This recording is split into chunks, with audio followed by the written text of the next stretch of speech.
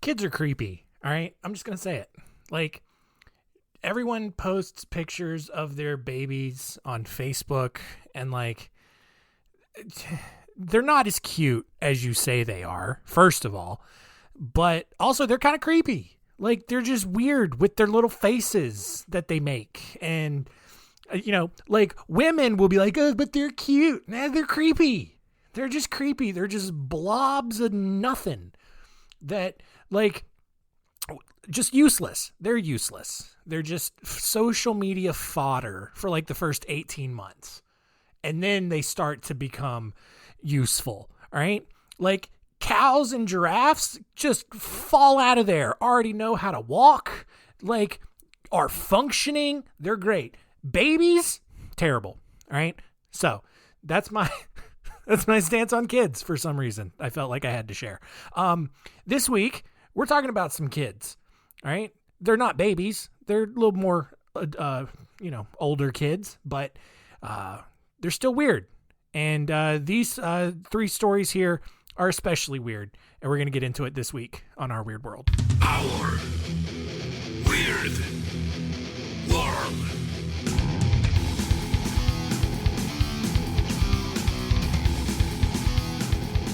Welcome to Our Weird World. I'm your host, John Henson, and thank you for still listening after I insulted you if you have a kid. I'm sure your kid's fine. I'm just a little creeped out by it. I'm not going to lie, all right? I'm going to be honest with you. Kids are creepy. I'm sure they're great. Don't have a terrible thing to say about them specifically. Just broadly speaking, all right? My wife wants kids. Me? Take it or leave it, all right? This is just where I'm at right now, all right? If I have a kid, I will love my kid. I will be a great parent to my kid. Does not mean I can't think my own kid is creepy, because I probably will, and that's fine. I'll tell people, I got a creepy kid, and it'll be fun, because I like making people uncomfortable, for starters, and that's just a good, easy way to do it, all right? This week, we're talking about some creepy, mysterious kids. All right. 3 stories here. We have the Green Children of Woolpit, the story of Casper Hauser, and the boy in the box. So let's jump into it.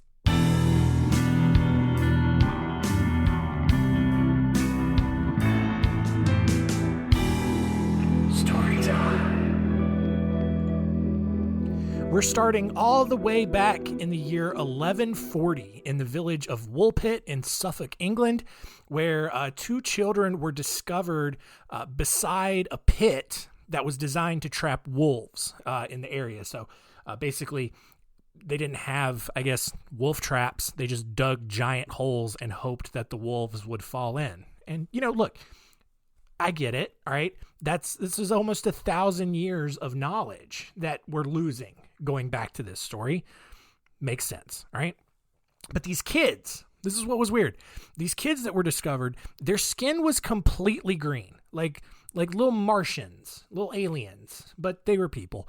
And they were speaking this unintelligible language. Their clothes looked nothing like what people would wear in 1140 Suffolk, England.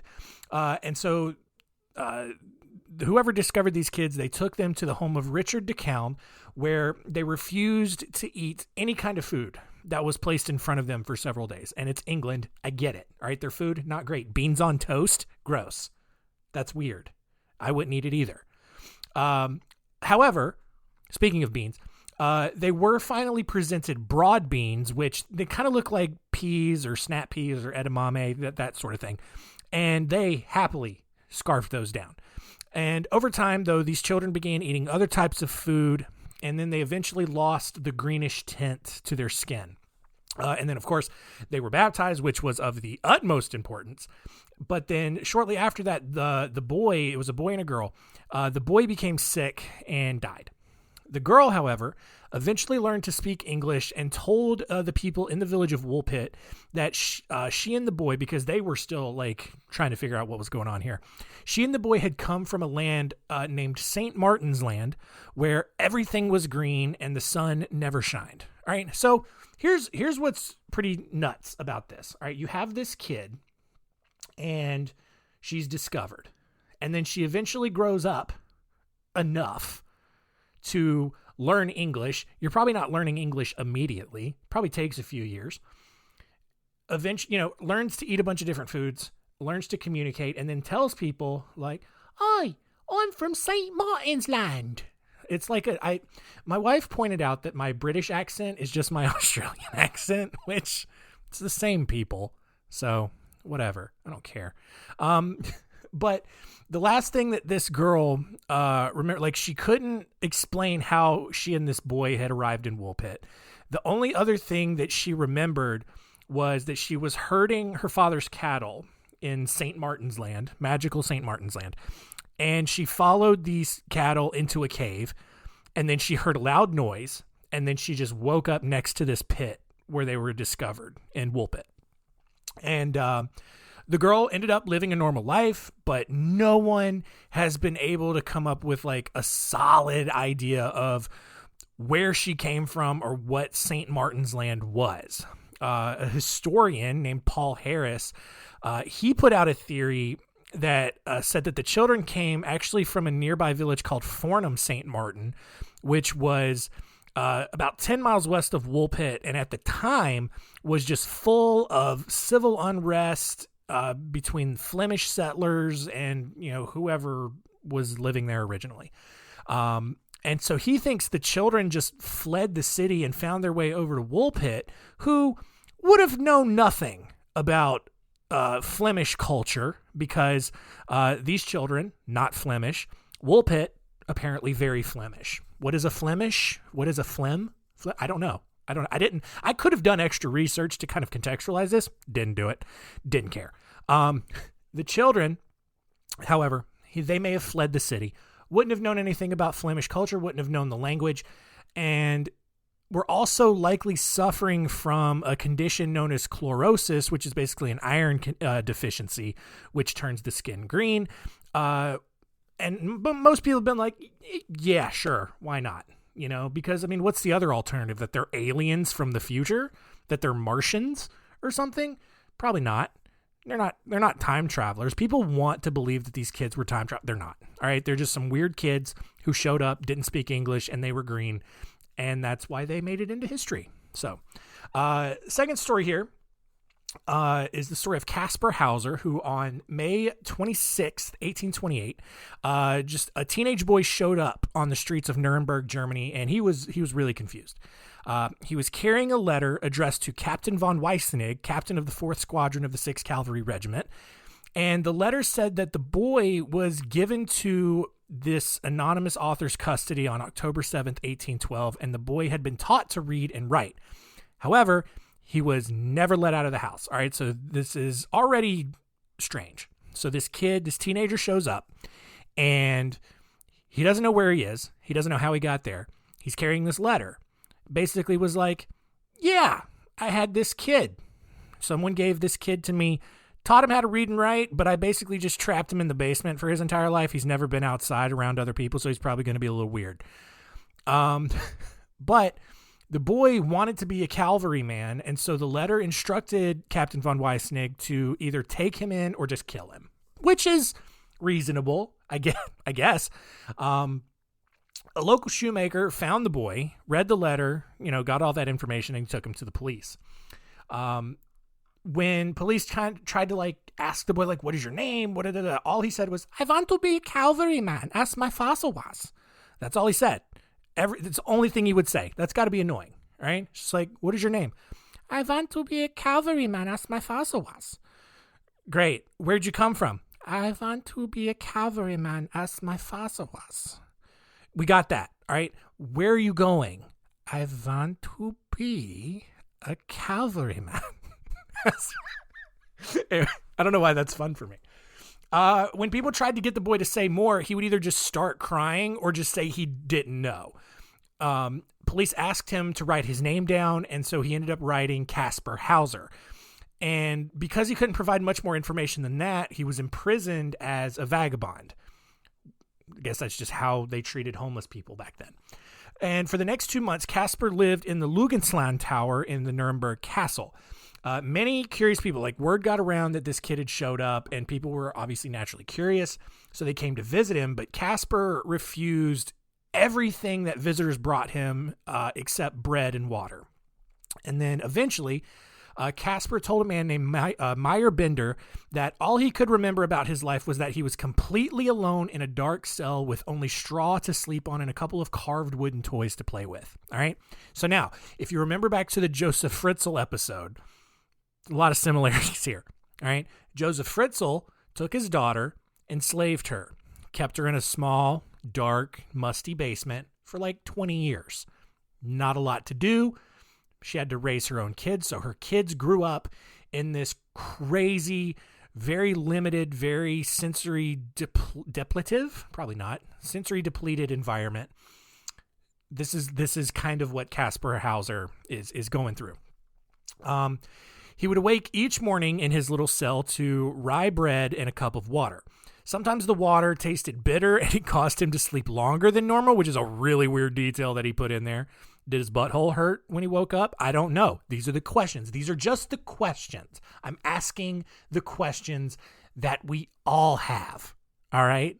You knew it was going there. I just said it, and that's okay. All right? Someone's got to do it. Caspar said that the only other person who would visit him in his little room was an older man, who made sure not to reveal his face. But that man taught him to read, write, and walk before letting him go to Nuremberg. Like, what if Josef Fritzl traveled back in time? Like, what if Josef Fritzl was just a time traveler and he would go back in time? Maybe this is how he got the idea to kidnap his own daughter, because he traveled back in time to the 1800s and did it to this kid. And then he was like, oh, yeah, that would work very well. Much like my hero Adolf Hitler. This would work very nicely with my own daughter. And then he comes back to the future and he does it. That's probably not true at all. But I like this. I like is a strong word. I notice the similarities and it's just fun for me. All right. The man was the one who had taught him to say, I want to be a cavalryman just as my father was. But Caspar actually said he wasn't really sure what any of those words actually meant. Strange. The president of the Bavarian Court of Appeals, Paul Johann Anselm Ritter von Feuerbach, opened an investigation. I don't care about that detail other than that guy's name. I just don't understand. It was the same issue with Anton de Wort from the War Heroes episode a few months ago. His wife had like 8 names, maybe even a dozen. Why? I like 3. All right. The English speaking world has done some shady things for humanity. Capping it at 3 names, I think, is a solid move. Anything more than that, it's like, what are you doing? What are you doing? Like, you don't need that many. You don't. All right. So you're just going to walk around calling yourself Paul Johann Anselm Ritter von Feuerbach? No. It's too much. All right. Paul von Feuerbach. That's it. That's all you got to do. PVF. Let's trademark it. All right. Anyway, PVF, he opened an investigation, and the city of Nuremberg eventually adopted Caspar and requested donations from, the townspeople for his care. A few months later, Caspar was given to the care of Friedrich Dahmer, who was a teacher who also just decided to conduct various experiments on him just for fun because, look, adopted kids aren't real, right? You don't have that same connection with them, probably. I don't know. So, of course, you're going to do experiments on them because what? What's worse? What's a worse label? You murdering your own kid or you just murdering a kid? They're both bad. I get that they're both bad. One's probably worse than the other. I'm guessing. That's probably the logic. I'm not making myself look very good in this episode. These are jokes, all right? I'm joking. That's how I fix that. After Casper failed to return home for lunch, I also don't know what these experiments were. That was just kind of all the detail they gave. After Casper failed to return home for lunch on October 17th, 1829, the entire city panicked, and like just a giant search and rescue party formed to go find him. But his caretakers actually eventually found him in Dahmer's basement, bleeding from a cut on his head. And Casper told them that a masked man had attacked him while he was using the bathroom. That's another real unfortunate detail. What's going on there? He did say, though, that he recognized the voice of his attacker as the same man who had sent him to Nuremberg in the first place. So that's crazy. What's going on there? News of Casper's attack ignited rumors, which had already been circulating for some time now, that Casper was actually of royal descent, either from the Kingdom of Baden, which I don't know where that is, or Hungary or England. And so in 1831, a British nobleman named Philip Henry Stanhope, 3 names. That's easy, right? Anyway, PHS here, he took custody of Casper and spent a lot of his resources trying to figure out where this kid had come from. The two visited Hungary twice in hopes that something would jog his memory, but Casper didn't recognize anything there.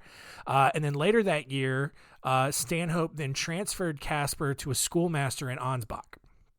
In 1832, the next year, Casper started working various jobs because he's kind of an adult at this point. But he just alienated everyone who took care of him because he was just really difficult to deal with. And by 1833, people began to suspect that Casper had been faking all of this the entire time. And on December 14th, Casper was eventually lured into the Ansbach court garden where a man stabbed him in the process of giving him a bag, like as part of this ruse. And police eventually got to the scene. They examined the bag, which found a letter that said, quote, "Hauser will be able to tell you quite precisely how I look and from where I am. To save Hauser the effort, I want to tell you myself from where I come. I come from the Bavarian border on the river. I will even tell you the name MLO. Casper, unfortunately, he died from his stab wound 3 days later, and his headstone in the Ansbach City Cemetery reads, "Here lies Casper Hauser, riddle of his time. His birth was unknown, his death mysterious, 1833. And immediately, people just kind of assumed that Casper just stabbed himself for attention, especially since the letter contained a spelling and grammatical error that Casper routinely made. And I get, and the logical explanation for that is, well, of course he's going to make a common grammatical error if he was murdered by the mysterious person that taught him how to read and write to begin with. Ooh, interesting, right? I don't know. Another note was that the letter had been folded into a triangular pattern, which was exactly how Casper typically folded paper, because that was how his mysterious original caretaker would have taught him to do it, ? I don't know. It's all weird. Despite several studies by various psychiatrists and medical professionals about Casper's story, no one can really fully agree on what really happened with Casper Hauser. Most psychiatrists, however, have come to the conclusion that Casper has faked the whole thing. And medical professionals actually point to abnormalities in his brain and his fatal stab wound, which kind of cast doubt on both sides of, was he murdered or did he fake it? Who knows? In 1996, people still care so much about this. DNA tests confirmed that Casper was not of any royal descent, so that theory got thrown out. And today, no one knows if Casper was telling the truth, if he was just an extremely intelligent con artist, but basically just a teenager showed up. And is a teenager capable of fooling that many people for that long? Maybe. If you're smart enough, you could probably do it. But it's also just fun to think that Josef Fritzl went back in time and then went back in time again and murdered this kid. I don't know. Crazy. It's a weird story. The last story here is of the boy in the box. This is much sadder. But one day, a man checking his muskrat traps found a boy's body wrapped in a plaid blanket and stuffed in a JCPenney bassinet box in the woods near Philadelphia around 1957. There were clumps of hair around the body and surgical scars on his ankle, groin, and chin. And fearing that police would confiscate his traps and possibly even connect him to the boy, the man left the box alone. But a few days later, on February 25th, a college student found the body and reported it to the police. Police quickly took fingerprints, and they felt pretty confident that the case was going to get closed pretty quickly. They felt like, okay, well, we've got this kid's identity. We're going to find out, who his parents were at least or something. But there were no matching records, and no one came forward with any amount of information on who this kid was. And news quickly spread about the mysterious boy. Flyers were placed all over the city. Police academy recruits went on searches throughout the woods. And they found several clues, but none of them really provided any more evidence than they already had. And no one ever figured out who this kid was, but several theories obviously started getting tossed around. The most logical theory belonged to a guy named Remington Bristow, who was an employee at the medical examiner's office, who contacted a psychic and was led to a nearby foster home, because psychics, they know things. During the home's estate sale, Bristow found a bassinet similar to the one that would have been placed inside the box where the boy was found. He also found blankets similar to the one that the boy had been wrapped in. Bristow then, with that information, concluded that the boy had belonged to the stepdaughter of the man who owned the foster home where the estate sale was taking place, and that the death had been accidental. And the man then didn't want the entire world to know that his stepdaughter was an unwed mother, so he just hid the body, which Philly makes perfect sense. This feels like a classic Philly move here. Police, however, they disagreed with this theory entirely and closed their investigation. In 2002, and it went pretty cold for a while after that. In 2002, a woman named Martha with a history of mental illness, so, take this with a grain of salt, she confessed to police that she had known the boy. She said that her abusive mother had purchased the boy, maybe, and subjected him to extreme physical and sexual abuse. One night, after throwing up a plate full of baked beans, which I get it, the boy was severely beaten and later died. Police were intrigued by this story because the autopsy had revealed baked beans in the boy's stomach, which was a detail that only they would have known because the autopsy results had never been made public. All right. However, because neighbors denied, Martha's neighbors denied knowing of any boy living with her at the time, that case was eventually closed. The body was exhumed in 1998 to extract DNA, but no one has still been able to make a connection. And this boy is actually still currently buried in Ivy Hill Cemetery in Philadelphia with a large headstone that reads, America's Unknown Child. And that is the end of today's story.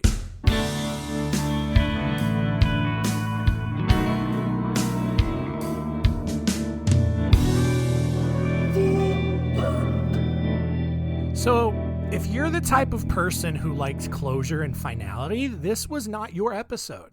And I apologize for not including that trigger warning because you're probably very annoyed with me right now. Like, 2 of the 3 stories had fuzzy endings. We don't really know what the whole point, probably all 3 of them really. Like, we don't really know what happened to any of them.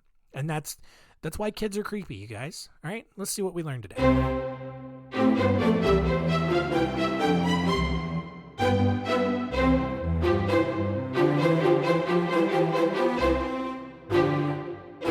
What did we learn? Number 1, apparently an iron deficiency can turn your entire skin green. Who knew? I did know from my time as a child that too much iron can turn your poop blue. That's a fun story. It's not a story. I used to just eat Flintstones vitamins as a snack because I thought they were really tasty. I didn't think overloading my body with vitamins and minerals would be a bad thing, but then sometimes my poop would be really blue, and it's because there's too much iron there. I think that's what it was. I think I looked it up one time, and I think that's what that meant. Anyway, that's some detail about me you didn't need to know, but I gave it to you anyway. All right. Number 2, Casper Hauser just showed up in the middle of a city claiming that someone had just kept him in a dark room his entire life. Maybe it was Josef Fritzl. Probably not. But I like that those are just similar stories. And that maybe not Josef Fritzl came back and attacked him and then later came back again and killed him. I like that narrative. That would be a fun, dark comedy movie, right? Like, that would be a great dark comedy movie. Get someone like Jack Black, all right, to play Josef Fritzl. Sure, make it fun. And now Jack Black, Josef Fritzl can also time travel, and he time travels back to Germany where he just has a kid, apparently. Maybe you can just buy kids. I don't know. And then just decides to experiment, keep this kid in a box. This feels very Rick and Morty for some reason. Like, this feels like a bad Rick and Morty episode, like a really dark Rick and Morty episode. I don't watch Rick and Morty. This is just the vibe I get.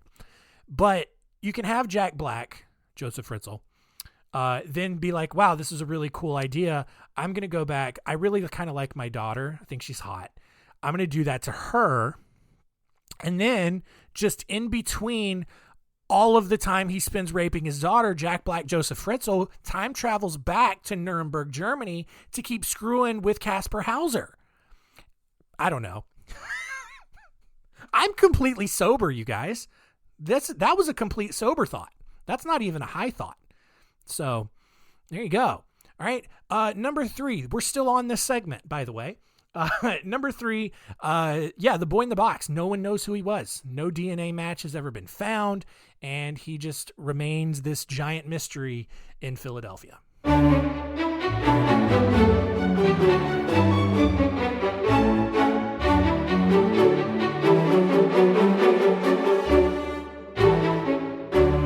Next week on Our Weird World, we are wrapping up season 2, year 2 of the show, and we're going out with a bang. If you thought this week's episode was inappropriate for a wide variety of reasons, next week it's going to get real weird. All right. We are looking at, we're looking at 5 stories of bestiality. Look, I'm going to go ahead right now. I'm going to tell you it's gross. Don't support it whatsoever, but it wouldn't be the spirit of the show if there wasn't an episode about it. All right. And we're gonna go through some stories of bestiality throughout history. I would totally get it if this is like the least downloaded episode ever. Totally understand if you sit that one out. We'll come back. Hey, listen, I'll give you a sneak peek for the week after that. All right. It's March. It's Women's History Month. We're going to celebrate women. No lie. No fooling. All right. It's going to actually be some great stories about women in history. All right. Totally legit on that. But we're going to get through bestiality first. All right. And then we'll start season 3, year 3 on a high note. All right. And celebrate some women. All right. But we got to get through bestiality first. We got to end year 2 with a bang. And that's how I chose to do it. All right. I'm sorry, but I'm not. All right. That's it. Thank you for listening. Tell all your friends. Just not about next week's episode, unless you want to look like a real creep, and keep it weird.